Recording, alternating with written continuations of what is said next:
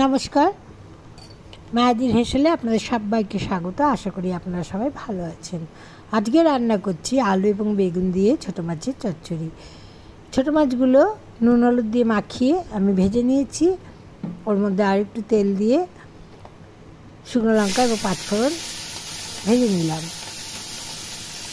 এর মধ্যে ছোটো টুকরো করে কেটে রাখা আলু, বেগুন এবং টমেটো দিয়ে দিলাম। এগুলি ভাজা ভাজা করে নিলাম। তারপরে এর মধ্যে ধনে গুঁড়ো, জিরে গুঁড়ো, লঙ্কা গুঁড়ো, হলুদ গুঁড়ো ও স্বাদ মতো লবণ দিয়ে দিলাম। একটু ভালো করে কষিয়ে নিলাম। কষিয়ে নিয়ে সামান্য জল দিয়ে আলু বেগুন সিদ্ধ করে নিয়ে ভেজে রাখা মাছগুলো দিয়ে দিলাম। এখন গ্যাসের ফ্লেম ছোট করে দিয়ে ঢাকা দিয়ে রান্না করে নিলাম যতক্ষণ না আলুগুলো সিদ্ধ হয়। আলু সিদ্ধ হয়ে যাওয়ার পর এর মধ্যে ভেজে রাখা মাছগুলো দিয়ে দিলাম। আবারও 5 মিনিট ঢেকে লো ফ্লেমে রান্না করে নিয়ে নামিয়ে নিলাম।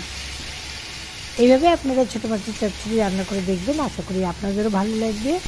আজকের ভিডিও যদি ভালো লাগে লাইক, শেয়ার, কমেন্ট করবেন এবং চ্যানেলটি সাবস্ক্রাইব করার অনুরোধ রইল। সবাই ভালো থাকবেন। তবে দেখুন আমি কীভাবে রান্না করছি।